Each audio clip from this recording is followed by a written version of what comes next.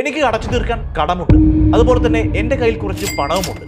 ഈ പണം ഉപയോഗിച്ച് ഈ കടം ഞാൻ അടച്ചു തീർക്കണോ അതോ ഈ പണം ഞാൻ ഇൻവെസ്റ്റ് ചെയ്യണോ? രണ്ട് കാര്യത്തിനും എൻ്റെ കയ്യിൽ പണമില്ല, പക്ഷെ എന്തെങ്കിലും ചെയ്യണം എന്ന് നിങ്ങൾ വിചാരിക്കുകയാണോ? എങ്കിൽ ഈ വീഡിയോ നിങ്ങൾക്കുള്ളതാണ്. വീഡിയോ സ്കിപ്പ് ചെയ്യാതെ അവസാനം വരെയും കാണുക. ബോസ് വാല മലയാളത്തിന്റെ ഏറ്റവും പുതിയ വീഡിയോയിലേക്ക് ഏവർക്കും സ്വാഗതം. ഞാൻ അവിനാഷ്.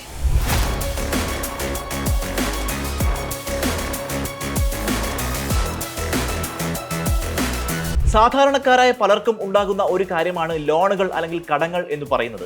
ഈ കടം അടച്ചു തീർക്കാൻ വേണ്ടിയിട്ടാണ് നമ്മൾ ജോലി ചെയ്യുന്നതും ഈ കടം അടച്ചു തീർക്കാൻ നമ്മൾ എല്ലാ തരത്തിലുള്ള കാര്യങ്ങളും ചെയ്യുന്നു. സാമ്പത്തികമായിട്ടുള്ള അച്ചടക്കം പാലിക്കുന്നു. അങ്ങനെ പല കാര്യങ്ങളും കടം അടച്ചു തീർക്കാൻ നമ്മൾ ചെയ്യാറുണ്ട്. പക്ഷേ ഈ കടം അടച്ചു തീർത്തുകൊണ്ടിരിക്കുന്ന ഒരു സമയത്ത് തന്നെ നമ്മുടെ കയ്യിൽ കുറച്ച് പണം വരികയാണെങ്കിൽ, അതല്ല വേറെ ഏതെങ്കിലും സേവിങ്സ് വഴി നിങ്ങളുടെ കയ്യിൽ കുറച്ച് പണം വരികയാണെങ്കിൽ ഈ കടം ആ പണം ഉപയോഗിച്ച് അടച്ചു തീർക്കാൻ ശ്രമിക്കും എന്നുള്ളതാണ്. പക്ഷേ ഇവിടെ ഒരു ചോദ്യം എന്താണെന്ന് വെച്ചാൽ, ഈ പണം ഉപയോഗിച്ച് നമ്മൾ കടം അടച്ചു തീർക്കേണ്ട ആവശ്യമുണ്ടോ അതോ ഈ പണം നമ്മൾ ഇൻവെസ്റ്റ് ചെയ്യേണ്ട ആവശ്യമുണ്ടോ? നമുക്കറിയാം, ഇന്ന് ധാരാളം ഇൻവെസ്റ്റ്മെന്റ് ഓപ്ഷനുകൾ ഇന്ന് അവൈലബിൾ ആണ്. വളരെ മികച്ച ഹൈ റിട്ടേൺസ് തരുന്ന, റിസ്ക് എലമെന്റ് കൂടുതലാണെങ്കിൽ പോലും വളരെ ഹൈ റിട്ടേൺസ് നമുക്ക് തരുന്ന ഒരുപാട് ഇൻവെസ്റ്റ്മെന്റ് ഓപ്ഷൻ, മ്യൂച്വൽ ഫണ്ട് പോലെയുള്ള ഒരുപാട് ഇൻവെസ്റ്റ്മെന്റ് ഓപ്ഷൻസ് ഇന്ന് അവൈലബിൾ ആണ്. സോ ഈ നമ്മുടെ കയ്യിൽ അധികം വരുന്ന ഈ പണം നമ്മൾ ഈ കടം അടച്ചു തീർക്കാൻ ഉപയോഗിക്കണോ അത് ഇൻവെസ്റ്റ് ചെയ്യണോ എന്നതിനെ കുറിച്ചാണ് ഈ വീഡിയോയിൽ നമ്മൾ ചർച്ച ചെയ്യുന്നത്. ഒരു ചെറിയ ഉദാഹരണം പറയുകയാണെങ്കിൽ, എൻ്റെ ഒരു സുഹൃത്ത് കൊച്ചിയിൽ ഒരു ഫ്ലാറ്റ് വാങ്ങുന്നതിനായിട്ട് 50 ലക്ഷം രൂപ ഹോം ലോൺ എടുത്തു. ഈ ഹോം ലോൺ എടുത്തു ഫ്ലാറ്റ് വാങ്ങി അത് അടച്ചു തീർത്തുകൊണ്ടിരിക്കുന്ന ഒരു പ്രോസസ്സാണ് ഇപ്പോൾ നടന്നുകൊണ്ടിരിക്കുന്നത്. ഈ സമയത്താണ് എൻ്റെ സുഹൃത്തിന് നാട്ടിലുള്ള ഒരു പ്രോപ്പർട്ടി വിറ്റത് വഴി ഒരു 10 ലക്ഷം രൂപ കയ്യിലേക്ക് വന്നത്. അപ്പോൾ ഈ ഫ്രണ്ട് എന്നോട് ചോദിക്കുകയായിരുന്നു, ഈ 10 ലക്ഷം രൂപ, ഈ പ്രോപ്പർട്ടി വിറ്റ് കിട്ടിയ 10 ലക്ഷം രൂപ ഞാൻ എൻ്റെ ഈ ഹോം ലോൺ അക്കൗണ്ടിലേക്ക് അടക്കുകയാണോ, ലോൺ അക്കൗണ്ടിലേക്ക് അത് അടച്ച് ആ ലോൺ ടെന്യൂർ അല്ലെങ്കിൽ ലോൺ എമൗണ്ട് കുറക്കുക എന്ന് ചെയ്യുകയാണോ വേണ്ടത്? അതല്ല, ഈ 10 ലക്ഷം രൂപ മറ്റ് ഏതെങ്കിലും ഇൻവെസ്റ്റ്മെന്റ് ഓപ്ഷനിലേക്ക് നിക്ഷേപിച്ച് അതിൽ നിന്ന് ലഭിക്കുന്ന ഇൻട്രസ്റ്റ് കൊണ്ട് ഈ ലോണിലേക്ക് അത് അടക്കുകയാണോ വേണ്ടത് എന്ന്? വളരെ ന്യായമായ ഒരു സംശയമാണിത്. കാരണം സാമ്പത്തികപരമായിട്ട് വളരെ വൈസായിട്ട് ചിന്തിക്കുന്ന ആർക്കും ഉണ്ടാകുന്ന ഒരു സംശയമാണിത്. വളരെ ബ്ലൈൻഡായിട്ട് ഹോം ലോണിലേക്ക് അടച്ചു തീർക്കുകയല്ല ചെയ്തത്, അല്ലെങ്കിൽ വളരെ ബ്ലൈൻഡായിട്ട് മറ്റു സ്ഥലത്ത് ഇൻവെസ്റ്റ് ചെയ്യുകയല്ല ചെയ്തത്. അതിനെക്കുറിച്ച് കൃത്യമായിട്ട് പഠിക്കുക അല്ലെങ്കിൽ അതിനെക്കുറിച്ച് കൃത്യമായിട്ട് മനസ്സിലാക്കുക എന്നതാണ് എൻ്റെ ഫ്രണ്ടിനോട് ഞാൻ സജസ്റ്റ് ചെയ്ത ഒരു പ്രധാനപ്പെട്ട കാര്യം. ഈ സുഹൃത്തിന്റെ മാതാപിതാക്കളും അതുപോലെ തന്നെ മറ്റു കുടുംബാംഗങ്ങളും അദ്ദേഹത്തോട് ഉപദേശിച്ചത് എന്താണെന്ന് വെച്ചാൽ, കിട്ടിയ പണം എന്തായാലും ഈ ലോൺ അക്കൗണ്ടിലേക്ക് അടച്ച് ആ ലോൺ എമൗണ്ട് കുറക്കുക എന്നതാണ്. പക്ഷേ സുഹൃത്തിനോട് മറ്റു ചില ആളുകൾ പറഞ്ഞത്, ആ സുഹൃത്തിന്റെ മറ്റു ഫ്രണ്ട്സ് അദ്ദേഹത്തോട് സജസ്റ്റ് ചെയ്തത് എന്താണെന്ന് വെച്ചാൽ, ഈ എമൗണ്ട് മ്യൂച്വൽ ഫണ്ടിലേക്കോ അല്ലെങ്കിൽ ഹൈ റിട്ടേൺസ് തരുന്ന ഏതെങ്കിലും മറ്റു തരത്തിലുള്ള ഇൻവെസ്റ്റ്മെന്റ് ഓപ്ഷനിലേക്കോ നിക്ഷേപിക്കുക എന്നതാണ്. ആദ്യം പറഞ്ഞ കുടുംബാംഗങ്ങൾ പറഞ്ഞ ഓപ്ഷൻ പ്രകാരം ലോൺ അക്കൗണ്ടിലേക്ക് ആ പണം നിക്ഷേപിക്കുക വഴി സ്വാഭാവികമായിട്ട് നമുക്ക് ടെൻഷൻ ഒഴിവാകും, അല്ലെ? ലോൺ എമൗണ്ട് കുറയുന്നത് വഴി അല്ലെങ്കിൽ കടം കുറയുന്നത് വഴി സ്വാഭാവികമായിട്ടും അതുവഴി ഒരു മാനസികമായിട്ടുള്ള ഒരു സമാധാനം നമുക്കുണ്ടാകും. കടം കുറഞ്ഞു കിട്ടി, അല്ലെങ്കിൽ ഇനി തിരിച്ചടക്കേണ്ട തുക വളരെ കുറവ് മാത്രമാണ്, അത്തരത്തിലുള്ള ഒരു ആശ്വാസം നമുക്കുണ്ടാകും. പക്ഷേ ഓൺ ദ അതർ ഹാൻഡ്, ഇപ്പുറത്ത് നമ്മൾ നിക്ഷേപിക്കുന്ന സമയത്ത് അതിൻ്റെതായിട്ടുള്ള റിസ്ക് എലമെന്റും ഉണ്ട്. പക്ഷേ റിസ്ക് എലമെന്റിന്റെ കൂടെ തന്നെ വളരെ മികച്ച റിട്ടേൺസ് തരുന്ന ഒരുപാട് ഇൻവെസ്റ്റ്മെന്റ് ഓപ്ഷൻസ് ഉണ്ട്. അത്തരത്തിലുള്ള ഇൻവെസ്റ്റ്മെന്റ് ഓപ്ഷനുകളിൽ ഇടുകയാണെങ്കിൽ സ്വാഭാവികമായിട്ടും വളരെ ഹൈ റിട്ടേൺസ് അതിൽ നിന്ന് കിട്ടും എന്നുള്ള കാര്യത്തിലും സംശയമില്ല. ഇത് ഈ പറഞ്ഞ സുഹൃത്തിന്റെ മാത്രം ഒരു ഡൈലമയല്ല. എന്താണ് ചെയ്യേണ്ടത് എന്നതിനെ കുറിച്ചുള്ള ഒരു സംശയം ഈ ഒരാൾക്ക് മാത്രം ഉണ്ടാകുന്ന ഒരു കാര്യമല്ല, നമ്മളിൽ പലർക്കും ഉണ്ടാകുന്ന. അതായത് ഒരു ലോൺ ഓൾറെഡി കൊണ്ടുപോകുന്നു, അതേസമയം നമുക്കൊരു വലിയ എമൗണ്ടും ഇപ്പുറത്തുണ്ട്, നമ്മുടെ കയ്യിലുണ്ട് എന്നുള്ള സാഹചര്യത്തിൽ നമ്മളിൽ പലർക്കും ഉണ്ടാകുന്ന സംശയമാണ്, should I close the loan first or should I invest first? ഈ ലോൺ റീപേയ്മെന്റ് വേഴ്സസ് ഇൻവെസ്റ്റ്മെന്റ് എന്നുള്ള ഈ ഒരു ഡൈലമ നമുക്കിവിടെ ക്ലോസ് ചെയ്യാം. അതിനെക്കുറിച്ച് നമുക്ക് സംസാരിക്കാം. ഈ ഒരു ടോപ്പിക് എടുക്കുന്ന സമയത്ത് നമ്മൾ ആദ്യം ചർച്ച ചെയ്യേണ്ട അല്ലെങ്കിൽ നമ്മൾ ആദ്യം കൺസിഡർ ചെയ്യേണ്ട ഒരു പോയിന്റ് എന്ന് പറയുന്നത് ലോണിന്റെ interest rate versus expected investment returns. അതായത് ലോണിന്റെ പലിശ നിരക്കും നമ്മുടെ നിക്ഷേപത്തിൽ നിന്ന് ലഭിക്കുന്ന റിട്ടേൺസും തമ്മിലുള്ള ഒരു താരതമ്യമാണ് ഇവിടെ നമ്മൾ ആദ്യം ചെയ്യേണ്ടത്. നമ്മുടെ ഇൻവെസ്റ്റ്മെന്റിൽ നിന്ന് ലഭിക്കുന്ന റിട്ടേൺസിനേക്കാളും അധികമാണ് ലോണിന്റെ പലിശ നിരക്ക് എങ്കിൽ ലോൺ അടച്ചു തീർക്കുന്നതാണ് അല്ലെങ്കിൽ ഈ പണം ലോണിലേക്ക് നിക്ഷേപിക്കുന്നതാണ് ഏറ്റവും ഉചിതമായ മാർഗം. ഇനി അതല്ല, നേരെ ഓപ്പോസിറ്റ് ആണ് സംഭവിക്കുന്നത്. നമ്മൾ ഇൻവെസ്റ്റ് ചെയ്തിരിക്കുന്ന ഇൻവെസ്റ്റ്മെന്റ് സ്കീമിൽ നിന്നും മികച്ച റിട്ടേൺ ആണ് നമുക്ക് ലഭിക്കുന്നത്, അതിനേക്കാളും കുറഞ്ഞ പലിശ നിരക്ക് മാത്രമേ ലോണിന് ഉള്ളൂ എങ്കിൽ ഇൻവെസ്റ്റ് ചെയ്യുന്നതാണ് മികച്ച ഓപ്ഷൻ. അതായത് നിങ്ങളുടെ ലോണിന്റെ പലിശ നിരക്ക് എന്ന് പറയുന്നത് 14%, നിങ്ങൾ മ്യൂച്വൽ ഫണ്ടിൽ നിക്ഷേപിച്ചു, അതിൽ നിന്ന് ലഭിക്കുന്ന റിട്ടേൺസിന്റെ പലിശ നിരക്ക് എന്ന് പറയുന്നത് 12% ആണെങ്കിൽ ലോൺ അടച്ചു തീർക്കുന്നതാണ് ഏറ്റവും ഉചിതം. അതല്ല, ഓപ്പോസിറ്റ് ആണ് സംഭവിക്കുന്നതെങ്കിൽ മ്യൂച്വൽ ഫണ്ടിൽ നിന്ന് മികച്ച റിട്ടേൺ 14 to 15% റിട്ടേൺ നിങ്ങൾക്ക് ലഭിക്കുന്നു, പക്ഷേ ലോൺ 8-9% ലോൺ ലഭിക്കുന്നു എങ്കിൽ നിങ്ങൾക്ക് മ്യൂച്വൽ ഫണ്ടിൽ നിക്ഷേപിക്കുന്നതായിരിക്കും കൂടുതൽ നല്ലത്. ഹോം ലോണിന് മാത്രമല്ല ഈ ഒരു ലോജിക്ക് ആപ്ലിക്കബിൾ ആവുന്നത്, പേഴ്സണൽ ലോൺസിനും അല്ലെങ്കിൽ മറ്റു തരത്തിലുള്ള ലോണുകൾക്കും ഈ ഒരു തിയറി അല്ലെങ്കിൽ ഈ ഒരു സ്ട്രാറ്റജി നിങ്ങൾക്ക് പ്രയോഗിക്കാം. Rule number 1, if expected return is greater than loan interest rate, then invest. Rule number 2, if expected return is lesser than loan interest rate then repay loan. അപ്പോൾ ഇൻവെസ്റ്റ്മെന്റിനെ കുറിച്ചും ലോൺ റീപേയ്മെന്റിനെ കുറിച്ചും ഒരു ക്ലാരിറ്റി നിങ്ങൾക്ക് ലഭിച്ചു എന്ന് ഞാൻ വിശ്വസിക്കുന്നു. ഇനി ഇതിൽ പ്രധാനപ്പെട്ട ഒരു കാര്യം എന്ന് പറയുന്നത് ഇതിന്റെ ഇമോഷണൽ പെർസ്പെക്റ്റീവ് ആണ്. അതായത് വൈകാരികപരമായ സമീപനം. നിങ്ങൾക്ക് എക്സസ് ആയിട്ട് ഒരു എമൗണ്ട് ലഭിക്കുന്ന സമയത്ത് അത് ലോണിലേക്ക് അടച്ചു തീർക്കണോ അല്ലെങ്കിൽ ഇൻവെസ്റ്റ് ചെയ്യണോ എന്നുള്ളത് വെറും സാമ്പത്തികമായിട്ടുള്ള ഒരു തീരുമാനം മാത്രമല്ല, അതിൽ ഒരുപാട് വൈകാരികമായിട്ടുള്ള എലമെന്റും ഉൾപ്പെട്ടിരിക്കുന്നു. ചില ആളുകൾ ലോൺ പെട്ടെന്ന് അടച്ചു തീർക്കുന്നത് നമുക്കൊരു സമാധാനമാണ് എന്നുള്ള ചിന്താഗതിക്കാരുണ്ടാകാം. ഉദാഹരണത്തിന് ഒരു കുടുംബത്തിൽ ഒരാൾ മാത്രമാണ് ഇൻകം കൊണ്ടുവരുന്നത് എങ്കിൽ അയാളാണ് ലോൺ അടച്ചു തീർക്കാൻ ബാധ്യസ്ഥനായ ആൾ എങ്കിൽ സ്വാഭാവികമായിട്ടും അയാൾ വിചാരിക്കുന്നത് എങ്ങനെയെങ്കിലും ഈ ലോൺ അടച്ചു തീർക്കാം, എക്സ്ട്രാ കിട്ടിയ ഈ ഒരു പണം കൊണ്ട് എങ്ങനെയെങ്കിലും ആ ലോൺ അടച്ചു തീർത്താൽ എനിക്ക് ബാക്കി കാര്യങ്ങളെക്കുറിച്ച് ചിന്തിക്കാമല്ലോ, ഈ ലോണിനെ കുറിച്ച് എനിക്ക് കൂടുതൽ തലവേദന പിടിക്കണ്ടല്ലോ എന്ന് ആലോചിച്ചുകൊണ്ട് അങ്ങനെ ചിന്തിക്കുന്ന ഒരു കൂട്ടം ആൾക്കാരുണ്ടാകാം. സോ ഒരു ഇമോഷണൽ റിലീഫിനായിട്ട്, വൈകാരികപരമായ ഒരു മോചനത്തിനായിട്ട് ലോൺ റീപേ ചെയ്യുന്നതായിരിക്കും അവർക്ക് ഏറ്റവും ഉചിതമായ ഒരു ഓപ്ഷൻ. അതല്ല ഇതേ ആൾ കുറച്ചുകൂടെ സ്മാർട്ടായിട്ടുള്ള അല്ലെങ്കിൽ ഇമോഷണലി അധികം ചിന്തിക്കാത്ത ഒരാളാണെങ്കിൽ ലോൺ ഒരു ഭാഗത്തൂടെ അടഞ്ഞു പോയിക്കോളും. അതായത് എനിക്ക് ഓൾറെഡി സാലറി ലഭിക്കുന്നുണ്ട്, ആ സാലറിയിൽ നിന്നും ഒരു എമൗണ്ട് ലോൺ എമൗണ്ട് ആയിട്ട് EMI ആയിട്ട് പോകുന്നുണ്ട്, അത് അതിന്റെ ഭാഗത്ത് പോയിക്കോളും.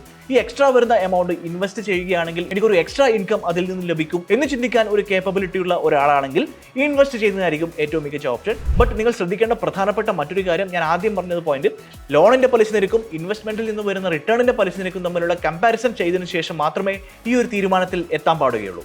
മറ്റൊരു പ്രധാനപ്പെട്ട പോയിന്റ്, ഹോം ലോണുകൾക്ക് ടാക്സ് ബെനിഫിറ്റ് ലഭിക്കും എന്നുള്ളതാണ്. നമ്മൾ IT ഡിക്ലറേഷൻ പോലെയുള്ള കാര്യങ്ങൾ ചെയ്യുന്ന സമയത്ത് ഹോം ലോണുമായിട്ട് ബന്ധപ്പെട്ട ഡീറ്റെയിൽസ് ഫില്ല് ചെയ്യാനുള്ള ഒരു ഓപ്ഷൻ നമുക്ക് അവൈലബിൾ ആണ്. അവിടെ സെക്ഷൻ 80C പ്രകാരമുള്ള ടാക്സ് ബെനിഫിറ്റ് നമുക്ക് ലഭിക്കും എന്നുള്ള കാര്യം നമ്മളിൽ പലർക്കും അറിയുന്നുണ്ടാകും. നിങ്ങൾ ലോൺ നേരത്തെ അടച്ചു തീർക്കുകയാണെങ്കിൽ ഈ ഒരു ടാക്സ് ബെനിഫിറ്റ് നിങ്ങൾക്ക് അവൈൽ ചെയ്യാൻ പറ്റില്ല എന്ന കാര്യം വളരെ സ്വാഭാവികമാണ്. സോ ഇനി നമുക്ക് നോക്കാം, ലോൺ റീപേയ്മെന്റ് ആണോ ഇൻവെസ്റ്റ്മെന്റ് ആണോ നല്ലത് എന്നതിനെ കുറിച്ചുള്ള ഒരു പ്രാക്ടിക്കൽ കമ്പാരിസൺ നമുക്ക് നോക്കാം. ഇവിടെ നമുക്ക് കാണാം loan amount, duration, interest rate, investment option, expected returns.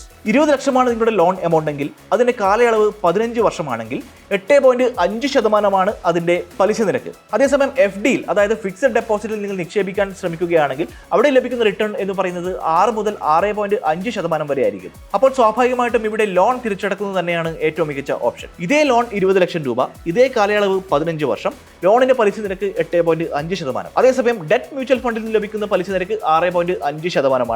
ഇപ്പോഴും ലോൺ തിരിച്ചടക്കുന്നത് തന്നെയാണ് മികച്ച ഓപ്ഷൻ. ഇനി പബ്ലിക് പ്രൊവിഡന്റ് ഫണ്ട് PPFിലേക്ക് വരുന്ന സമയത്ത് 7.1% പലിശ നിരക്ക് ലഭിക്കുന്നത്.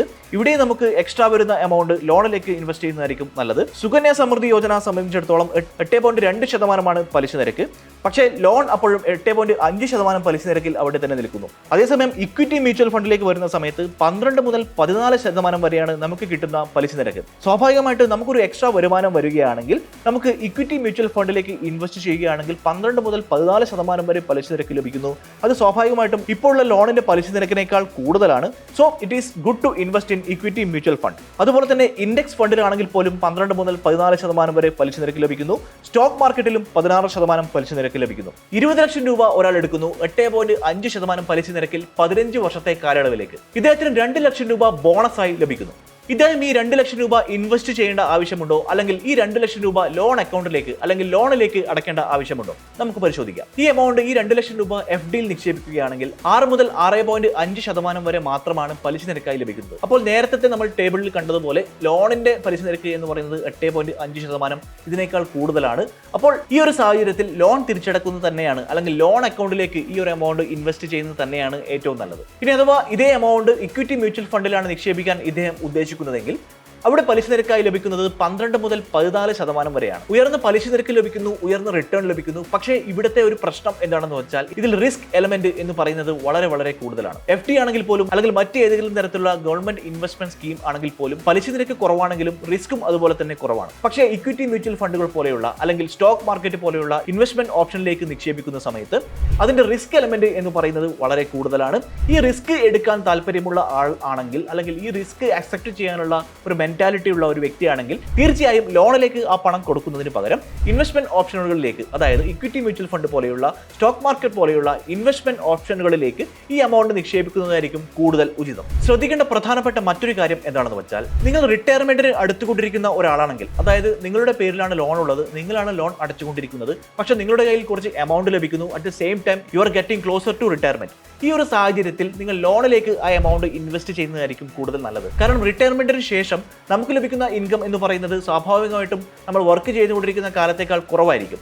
സോ ലോണിലേക്ക് എമൗണ്ട് അടച്ചുകൊണ്ട് ആ റിസ്ക് ഒഴിവാക്കുക എന്നുള്ളതാണ് ഏറ്റവും മികച്ച ഓപ്ഷൻ. അതുപോലെ തന്നെ നോൺ ബാങ്കിങ് ഫിനാൻഷ്യൽ കമ്പനികളിൽ നിന്നോ അല്ലെങ്കിൽ കോർപ്പറേറ്റീവ് ബാങ്കുകളിൽ നിന്നോ മറ്റ് ചെറിയ ബാങ്കുകളിൽ നിന്നോ ആണെങ്കിൽ സ്വാഭാവികമായിട്ടും ഇവിടുത്തെ ലോണിന്റെ പലിശ നിരക്ക് എന്ന് പറയുന്നത് കൂടുതലായിരിക്കും. ഈ ഒരു സാഹചര്യത്തിൽ ലോൺ തിരിച്ചടക്കുന്നതായിരിക്കും കൂടുതൽ നല്ലത്.